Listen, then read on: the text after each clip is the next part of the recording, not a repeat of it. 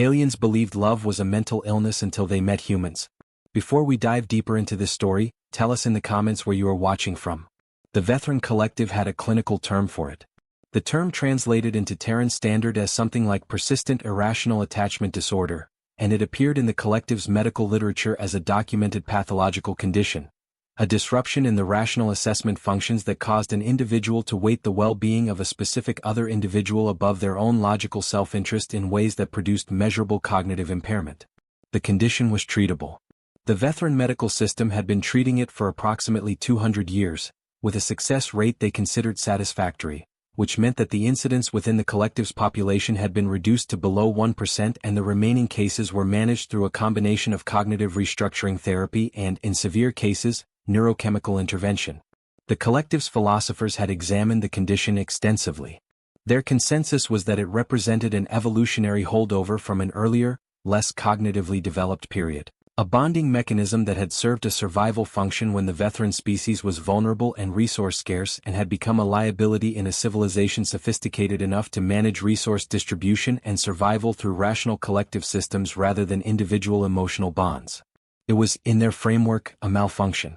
The rational being did not need to attach irrationally to specific individuals when the collective provided adequate security, stability, and social connection through properly distributed systems. The individual who experienced the condition was not deficient in any other capacity, they were simply carrying an atavistic trait that modern medicine could address. The Vethran Collective had been a spacefaring civilization for 300 years. In those 300 years they had made contact with 14 other species.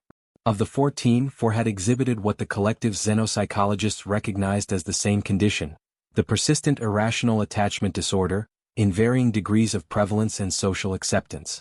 In 2 cases, the condition was treated the way the Vethran Collective treated it, which was to say it was classified as pathological and addressed medically.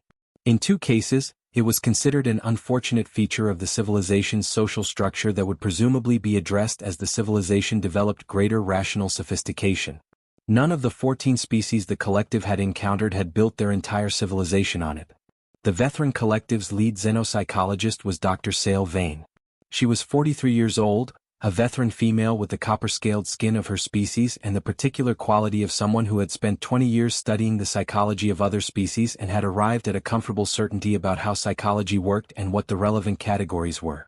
She had written 4 books, 47 papers, and 1 comprehensive review article on the topic of cross-species emotional processing. The review article had a section on persistent irrational attachment disorder that was considered the definitive cross-species analysis of the condition. She was, by every available professional metric, the most qualified person the collective could send to lead the xenopsychological assessment team for Earth's integration contact. She arrived on Earth with a team of 12 and a 400-page assessment framework and the specific confidence of someone who had done this 13 times before and understood what they were going to find. She did not understand what she was going to find. The first anomaly appeared in the assessment framework on day 3. The framework categorized social behaviors by function. What objective the behaviors served in terms of survival, resource acquisition, status maintenance, or social coordination. The anomaly was that an enormous proportion of human behaviors did not fit cleanly into any of the functional categories, which was not unusual in itself. Edge cases were expected, but the specific behaviors that were not fitting were the ones humans performed most frequently and with the highest measurable engagement levels. The behaviors humans did most and cared about most were the ones the framework could not categorize. She noted the anomaly. She brought it to her team. Her team ran the assessment framework's edge case protocols, which were designed to handle outliers by finding the nearest functional category and approximating. The approximation produced categories, but the categories kept requiring the word irrational as a qualifier, which in the assessment framework was the signal flag for the condition the collective's medical literature described as the persistent irrational attachment disorder. On day 7, she sat down with the framework's output and looked at the proportion of human behavior that had been flagged as requiring the irrational qualifier. It was not an outlier percentage. It was not a significant minority. It was the majority of the behaviors she was assessing, covering the widest possible range of human activities, economic decisions, social structures, artistic production, architectural choices, the organization of living spaces, the structure of governance, the content of communication, the allocation of time. The majority of what humans did was organized around the condition her framework classified as pathological. She brought this to her team. One of her team members, a junior researcher named Vake, said, with the specific hesitancy of someone who is about to say something that challenges a significant professional framework, Dr. Vane. If the majority of the behaviors of an entire civilization require the irrational qualifier to categorize, is the qualifier doing accurate work? She looked at him. What do you mean? She said. The irrational qualifier, he said, flags behaviors that cannot be explained by survival, resource acquisition, status maintenance, or social coordination objectives. It is designed to identify outlier behaviors that represent pathological deviation from the rational norm. He paused. If the behavior being flagged is the norm for this civilization, then by definition it is not a deviation. Which means either the framework's categories are incomplete or the civilization is operating under a different organizing logic than the framework was built to assess, she said. He said, yes. She spent day 8 alone. She spent it going through the framework's output not as a collection of data points but as a pattern, and the pattern she was looking at was not what she had expected to see. She had expected to find a civilization with a significant incidence of the attachment disorder distributed through the population in the way that pathological conditions were distributed, clustered in certain demographics, correlated with certain environmental factors, representing a deviation from a more stable baseline. What she was looking at was a civilization where the attachment orientation was the baseline and the rational-only orientation was the deviation. On day 9 she went into the field. She had been doing field observation since day 1, but on day 9 she went specifically to observe the behaviors the framework was flagging, rather than to collect general data. She spent 12 hours in a human city watching. She watched a man and a woman who appeared to be long-term partners navigating a market, making decisions together through a continuous low-level negotiation process that neither of them appeared to find burdensome, which suggested the process itself was something they valued rather than merely tolerated. She watched a parent with a child, and the parent's behavioral outputs were calibrated entirely around the child's state, not their own needs, not their own efficiency, but the child's. The calibration was not performed reluctant sacrifice. It was the genuine orientation of someone whose own well-being was constituted in significant part by the child's well-being, not adjacent to it or at the expense of it but genuinely including it. She watched 2 elderly humans sitting on a bench saying very little, not because they had nothing to say but because the presence itself was the content. They were together and the togetherness was the point and the words were supplementary to a connection that did not require them. On day 11 she wrote in her personal observation log, which was separate from the formal assessment documentation, something that she would not include in the published paper but which was the actual conclusion of 11 days of observation. She wrote, the framework is wrong. Not in its categories which are accurate for what they describe. Wrong in its assumption that what the categories describe is the full scope of relevant organizing principles for a psychological system.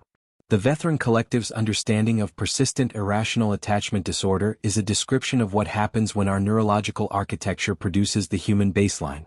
We are not observing a condition in humans. We are observing a civilization built on a different foundation than ours, and the difference is not a malfunction in theirs. She presented her preliminary findings to her team on day 12. The findings were not what the team had been sent to compile. The framework's formal output showed a high incidence of the attachment disorder, which was what the framework was designed to report. Her preliminary findings said the framework's output was accurate and the framework's interpretation of that output was wrong. The team listened with the specific quality of professionals being presented with a conclusion that challenges the professional framework they have been operating in. Vake said, if the attachment orientation is the organizing foundation rather than a pathological deviation, what does that change about the assessment? Everything, she said. The assessment was designed to evaluate how a civilization managed the disorder. The question it was not designed to ask is what a civilization builds when it does not manage the disorder but instead organizes around it. She looked at her notes. And the answer, on the basis of 11 days of observation, is this civilization. The specific thing humans have built by treating the attachment as the foundation rather than the malfunction. Which is, Vake said. She thought about the market and the bench and the parent and the child and the 12 days of data that the framework had been flagging as irrational and that she was now reframing as organized on a principle the framework had not included. A civilization in which every individual's well-being is constituted by their connections to other individuals, she said. Not supplemented. Constituted. The connection is not adjacent to the self, it is part of the self. Which means that a human who loses a connection loses a part of themselves. which means that a human in genuine connection is not sacrificing self-interest for another person's benefit but is acting from their own interest in the fullest definition of what their self includes. She paused.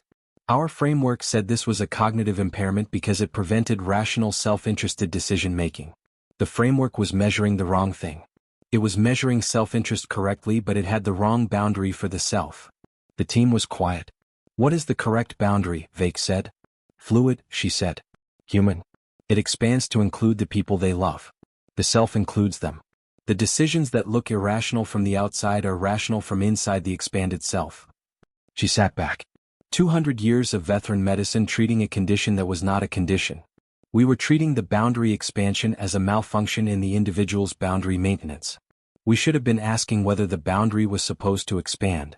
The formal assessment report that Dr. Sale Vane filed with the Veteran Collective's First Contact Division was the most significant xenopsychological document in the Collective's 300-year history of space contact. It recommended a comprehensive review of the diagnostic criteria for persistent irrational attachment disorder. It noted that the condition as currently defined could be more accurately described as a species-specific expression of a psychological architecture that the Veteran Collective's evolutionary path had not developed and which produced different civilizational outcomes rather than deficient individual outcomes. It recommended that the term pathological be removed from the condition's classification pending the review. It took 4 years. The review was extensive and contested and produced significant professional disagreement, which was expected.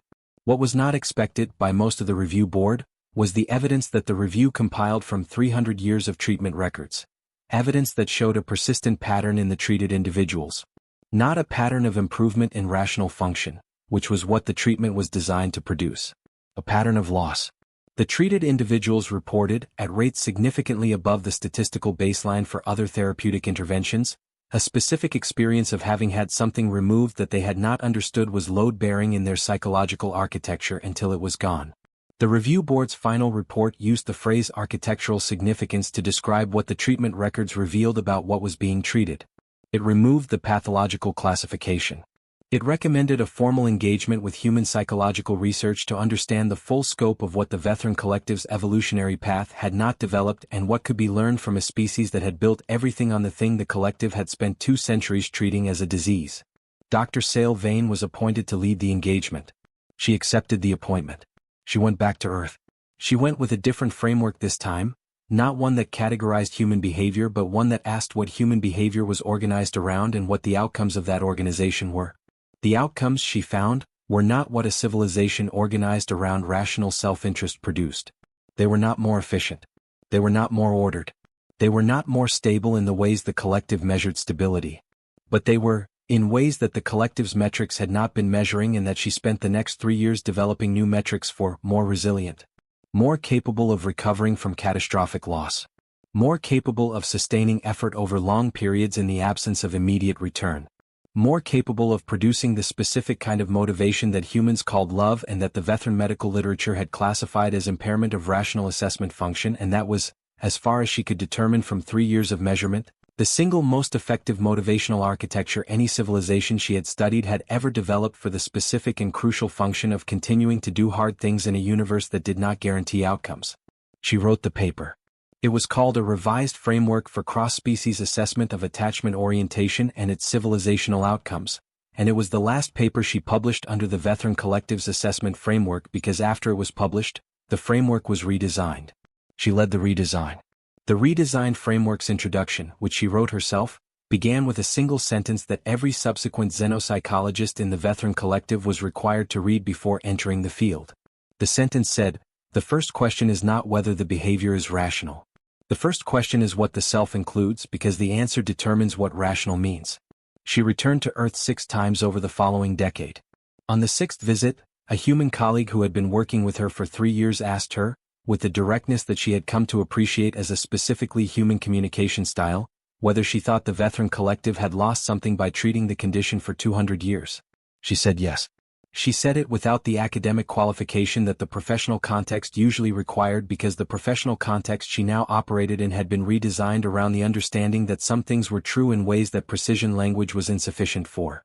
She said yes, and she meant it in the full scope of what yes covered, which was 200 years, and the treatment records pattern of loss, and the 3 years of new metrics, and the specific thing that the Vethran evolutionary path had not developed and that she had spent a decade trying to understand from the outside and had arrived at the conclusion was not fully understandable from the outside, which was itself significant information. The human colleague said, "Do you think you can get it back?" She said, "I don't know. The architecture was not developed. Whether it can be developed subsequently is an open question." She paused. "But we are asking it now. Which is more than we were doing 200 years ago." The human colleague said, "That's something." She said, "Yes, it is." She went back to the Vethran collective. She continued the work. The framework continued to be redesigned. The question continued to be asked. Whether it would be answered was uncertain, in the specific way that the most important questions were uncertain, not because the answer was unknowable but because the knowing required something that the knowing had not yet produced, which was time and the particular kind of effort that humans had a word for and that the Vethran language was in the process of developing a word for, which was the most significant linguistic development in 300 years of Vethran history, and which was happening because a xenopsychologist had gone to Earth with a 400-page framework and had found that the framework was missing a category that turned out to be the most important one.